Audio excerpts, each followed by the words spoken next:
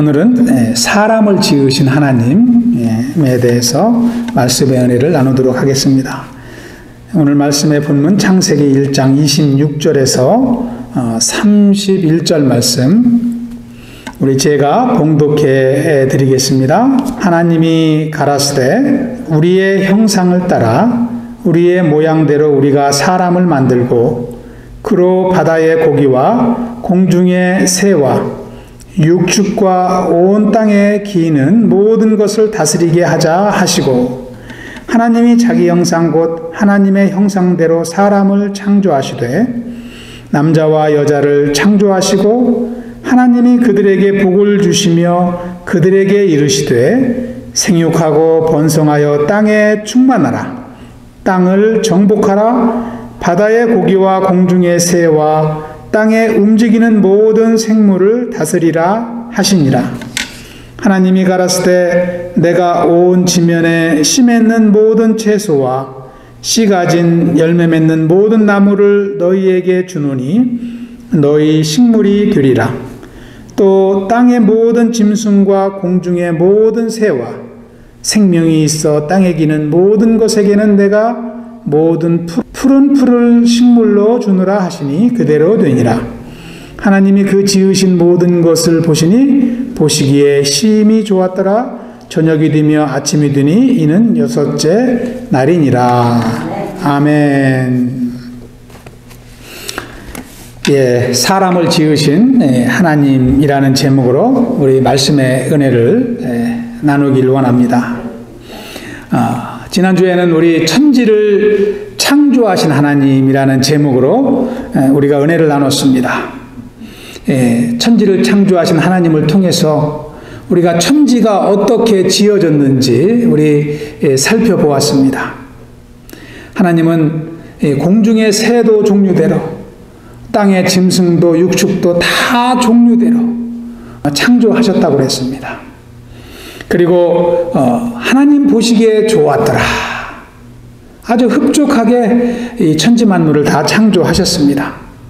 하나님이 창조하신 이 천지 만물은 조화롭고 신비롭고 아주 질서가 있고 체계적이고 아주 아름다운 모습인 것을 우리가 말씀을 통해서 살펴보았습니다.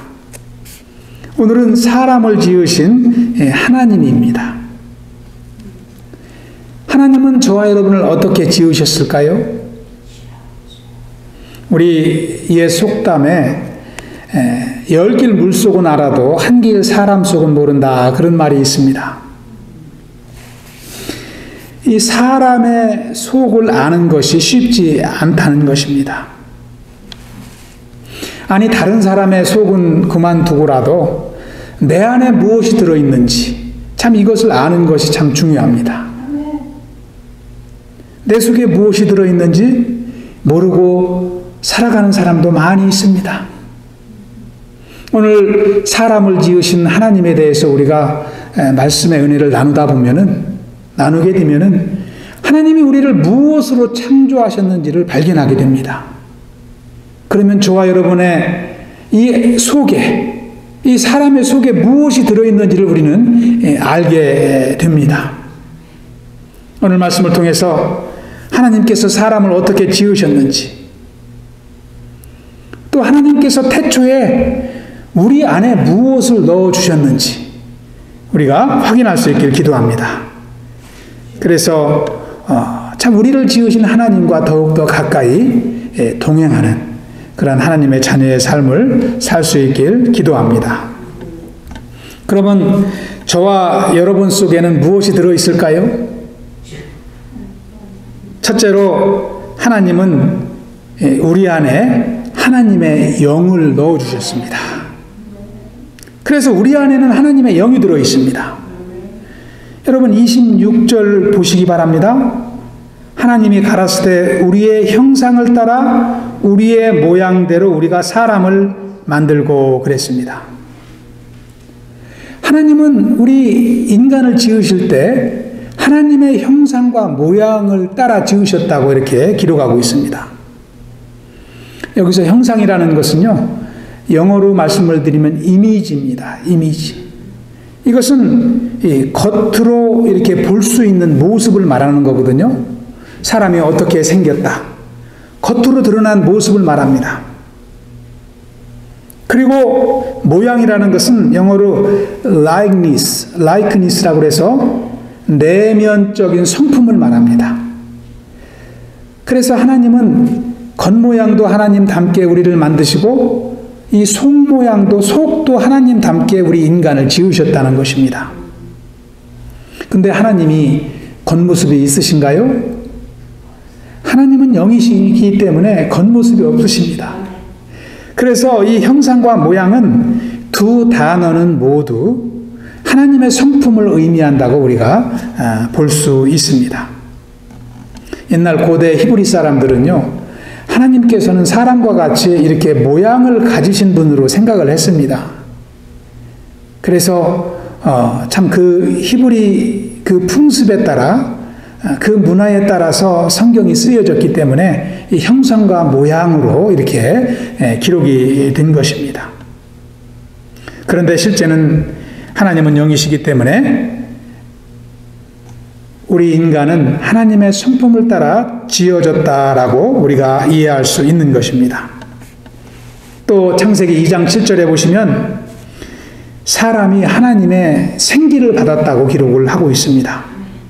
여호와 하나님이 흙으로 사람을 지으시고 생기를 그 코에 불어 넣으시니 사람이 생명이 된지라 그랬습니다. 하나님은 우리 안에 영적인 생명을 넣어 주셨습니다.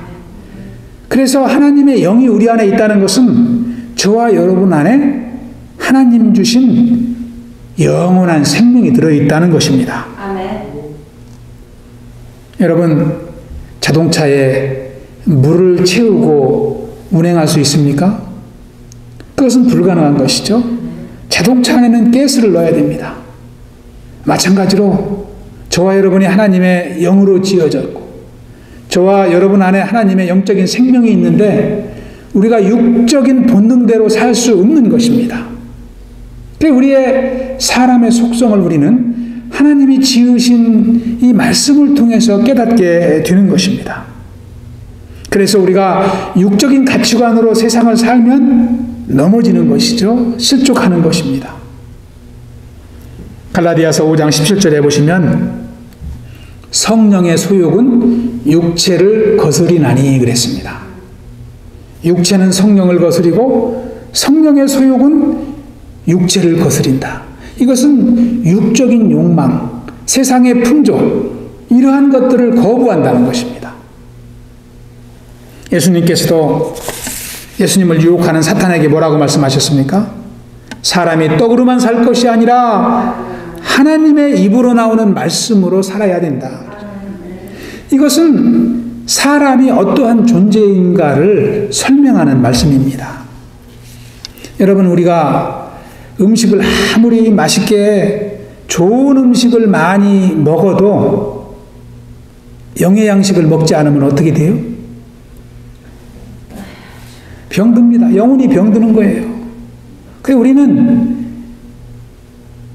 사실 육의 양식은요, 우리가 가볍게 먹어도 됩니다. 영의 양식을 잘 먹을 때 사람의 영혼이 기쁨을 얻고 능력을 얻고 그 인생의 활기를 띠는 것입니다. 사람이 어떠한 존재인지를 우리가 음식을 통해서도 알 수 있는 것입니다. 하나님의 말씀을 통해서 사람은 누구나 하나님의 말씀을 통해서 영적인 생기를 회복해야 됩니다. 그렇지 아니하면 이 덴마크 철학자 키에르 케고르가 이야기한 대로 사람은 죽음에 이르는 병에 걸려 살게 되는 것입니다. 우리가 하나님의 생명을 덧입을 때, 하나님의 자녀로 살아갈 때 우리가 육신의 질병에서도 회복되고 또 이제 세상의 질병에서도 치유함을 받고 영혼의 생기가 돌고 심령이 즐겁고 행복한 삶을 살게 되는 줄로 믿습니다. 할렐루야. 두 번째, 저와 여러분 속에는 무엇이 있을까요? 두 번째는 하나님 주신 사명이 있습니다. 하나님 주신 사명. 왜 그런 거 아니? 하나님은 저와 여러분을 사명인의 인생으로 지으셨기 때문입니다. 26절을 다시 한번 보시기 바랍니다. 26절 후반절에 보시면 중간쯤에 보시면 그로 바다의 고기와 공중의 새와 육축과 온 땅과 땅에 있는 모든 것을 다스리게 하자 하시고 그랬습니다. 이것이 하나님이 우리 인간에게 주신 사명입니다. 이 사명을 28절에 보시면 더욱더 구체적으로 말씀을 합니다. 28절에 보시면 이 사명을 두 가지로 말씀을 하는데, 첫째는 하나님이 그들에게 복을 주시며 그들에게 이르시되 생육하고 번성하여 땅에 충만하라 그랬습니다. 그러니까 하나님이 우리 인간에게 주신 사명의 첫 번째는 생육하고 번성하여 땅에 충만한 것입니다. 두 번째 사명은 무엇입니까? 두 번째는 땅을 정복하라, 바다의 고기와 공중의 새와 땅에 움직이는 모든 생물을 다스리라 하시니라 그랬습니다. 이게 두 번째 사명입니다. 첫 번째 사명이 뭐라고 그랬습니까? 생육하고 번성하여 땅에 충만하라는 것입니다. 여러분, 이것은요, 우리가 육신의 자녀들을 많이 낳고 행복하게 살라라는 그러한 말씀의 뜻이 아니라 영적인 자녀를 많이 낳으라는 것입니다. 여러분, 창세기 6장에 보시면 사람들이 늘어나서 땅에 충만하다고 그랬습니다. 그런데 그 사람들의 삶이 어떠합니까? 믿음 있는 남자들이 믿음이 없는 여자들을 아내로 얻어서 자기들 멋대로 살았습니다. 시집가고 장가가고. 그런데 하나님 보시기에는 그 사람들의 삶이 기쁘지 않았습니다. 사람들은 많이 늘어났지만 하나님의 백성들이 믿음 없이 사는 것을 하나님 보시기에 좋지 않았습니다. 그래서 하나님이 홍수로 세상을 심판하신 거예요. 여기에서 생육하고 번성하여 땅에 충만하라는 것은 우리가 하나님의 형상을 덧입은 인간으로 하나님의 형상을 덧입은 모습으로 살아가라는 거예요. 죄 가운데 빠져있던 우리를 구원해 주신 하나님의 은혜를 기억하면서 또 믿지 않는 영혼들을 주님께로 인도하며 예수님을 통해서 구원받게 하고 하나님의 자녀로 살아가도록 돕고, 그래서 그분이 예수님을 영접하고 하나님의 자녀가 되었으면 그것이 영적인 자녀를 낳는 것입니다. 저와 여러분이 신앙생활 하면서 영적인 자녀를 많이 낳아야 돼요. 이것이 하나님의 사명을 감당하는 인생입니다. 우리가 하나님 앞에 섰을 때 하나님이 무엇을 물어보시겠어요? 너의 육신의 자녀가 몇 명이냐, 이거 물어보시지 않습니다. 너의 영적인 자녀가 몇 명이냐, 이걸 물어보실 거예요. 이 사명을 우리가 감당할 때 하나님의 자녀로 살아가는 것입니다. 두 번째 사명은 땅을 정복하고 다스리는 거예요. 여기서 정복한다는 것은 전투 용어입니다. 우리가 전쟁을 통해서 땅을 빼앗고 땅의 지경을 넓히고 이것도 정복입니다마는 여기서 말하는 정복의 더 큰 의미는 이 세상의 문화와 문명을 정복하라는 거예요. 다시 말씀드리면 이 세상에 살지만 이 세상의 풍조를 따라 살지 말라는 것입니다. 그러면 무엇을 따라 살아야 돼요? 하나님의 말씀을 따라 살아야죠.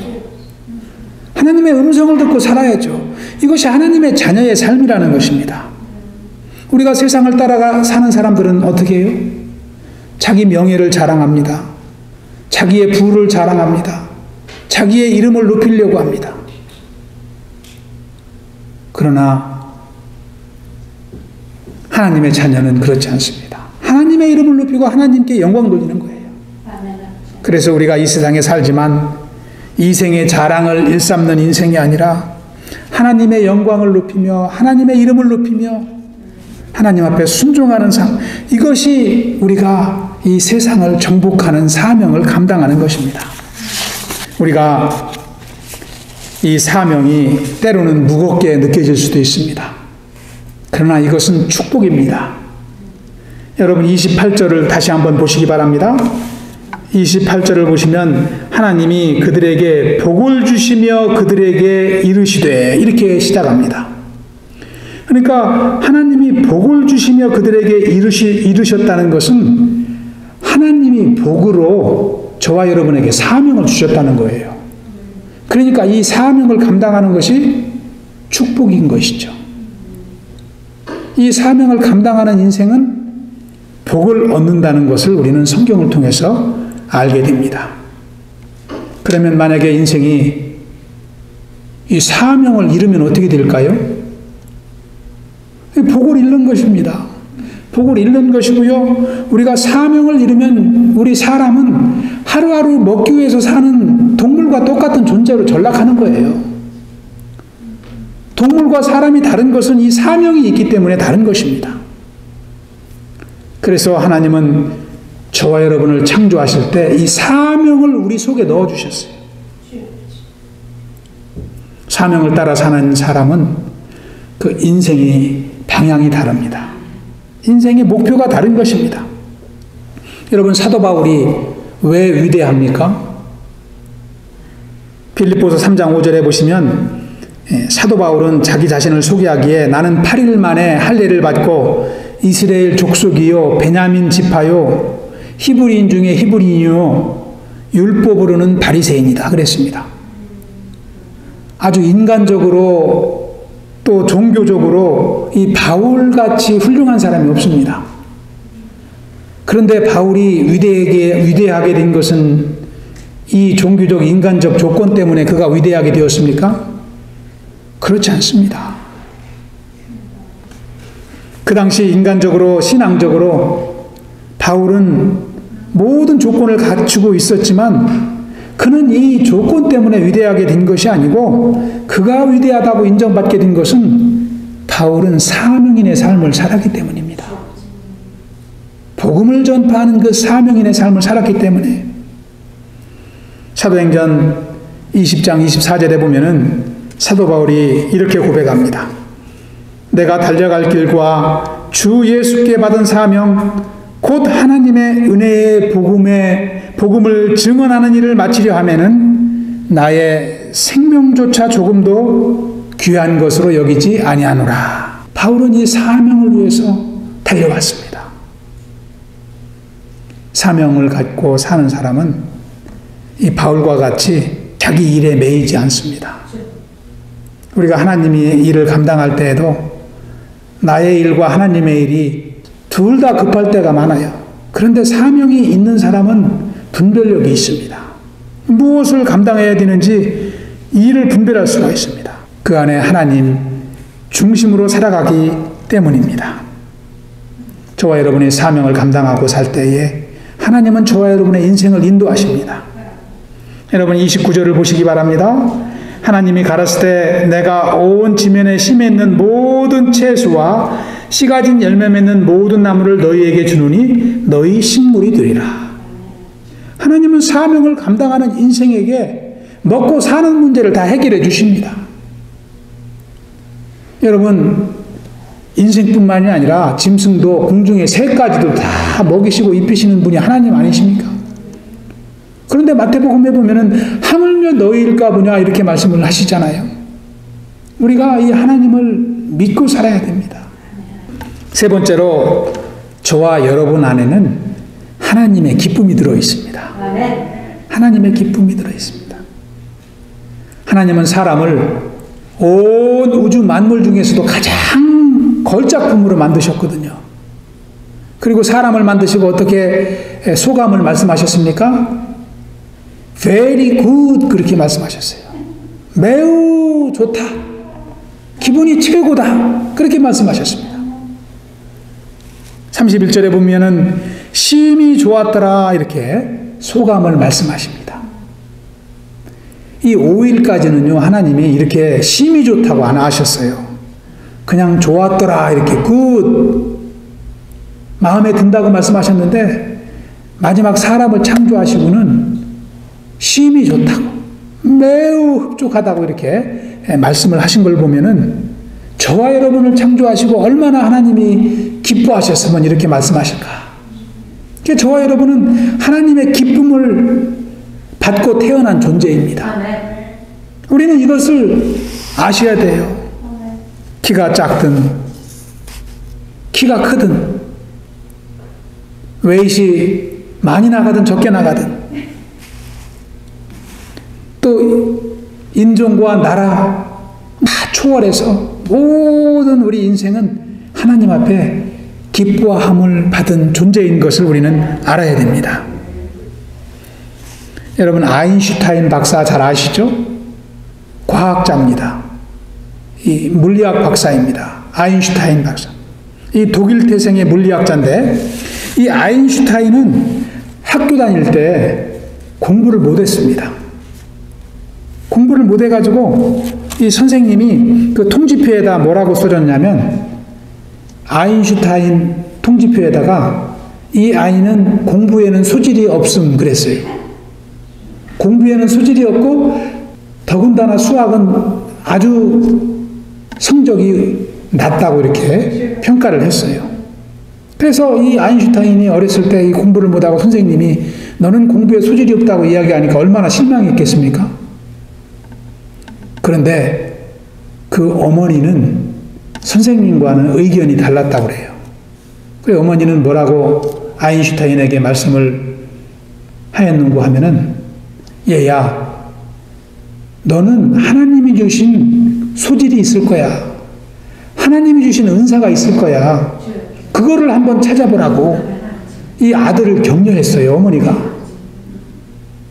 그러니까 아인슈타인이 선생님의 말씀을 들어보면 실망을 하고 공부를 포기하고 싶은데 어머니의 얘기를 들어보니까 이 하고 싶은 마음이 생깁니다.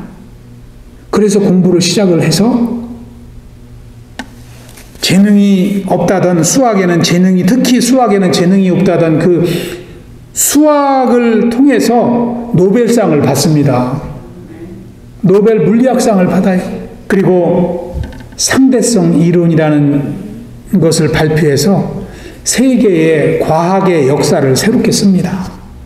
이 유명한 아인슈타인 박사예요. 여러분, 하나님은 모든 사람들을 다 기뻐하게 창조하신 이유가 있어요. 다 소질을 주셨기 때문에, 은사를 주셨기 때문에. 그런데 나는 은사가 없다고 실족하고 슬퍼하고 실망할 필요가 없는 것입니다. 우리 인생이 성공하느냐 실패하느냐는 하나님이 주신 이 은사를 발견하고 의지하고 믿고 살아가느냐 아니면 포기하느냐에 달려있는 것입니다. 나에게 지혜 주시고 능력 주시는 분이 누구신가? 천지를 창조하신 하나님이신 줄 믿습니다. 하나님의 창조의 사역의 중심은 인간입니다. 인간에게 초점을 맞추신 거예요. 그래서 모든 피조물 중에서 가장 걸작품으로 우리 사람을 지으셨습니다. 하나님이 저와 여러분을 이렇게 최고로 평가하셨는데 누가 나를 걸작품이 아니라고 할 수 있습니까? 누가 남을 걸작품이 아니라고 말할 수 있어요? 하나님의 평가는 very good, 심히 좋았더라입니다. 그런데 어떤 분은 다른 분을 무시할 수 있습니다. 이것은 하나님의 평가를 무시하는 거예요. 또 어떤 분은 자기 자신을 과소평가합니다. 나는 안 돼. 나는 연약해. 나는 이것을 할 수 없어. 자기 자신을 무시합니다. 이것도 스스로 하나님의 평가를 무시하는 거예요. 또 어떤 분은 자기를 자랑합니다. 이것은 하나님 앞에서 겸손하지 못한 것이죠. 내가 자랑한다는 것은 내가 잘나서 자랑하는 건데 하나님이 나를 그렇게 지으신 하나님께 영광을 돌리는 삶을 살아야 되는 것입니다. 그래서 남을 평가할 수도 없고 나 자신의 절망을 할 수도 없는 것입니다. 그리고 교만할 수도 없는 것입니다. 이것이 다 하나님 앞에서 죄가 된다는 것을 말씀을 통해서 깨닫게 됩니다. 사람은 상대적으로 서로 비교하며 사는 존재가 아닙니다. 하나님 앞에서 절대적으로 인정받고 사는 것이 우리 인생입니다. 그래서 다른 사람과 비교하지 말고 또 다른 사람을 평가하지 말고 하나님 앞에서 하나님의 자녀로서 살아가는 것이 하나님의 자녀의 본분인 줄 믿습니다. 오늘 말씀을 통해서 결론적으로 우리는 우리 속에 무엇이 들어있는지 우리는 말씀을 통해서 살펴보았습니다. 하나님은 우리를 어떻게 지으셨습니까? 우리에게 하나님의 형상을 입혀주셨습니다. 우리에게 하나님의 생명을 넣어주셨습니다. 또 뿐만 아니라 우리에게 사명을 주셨습니다.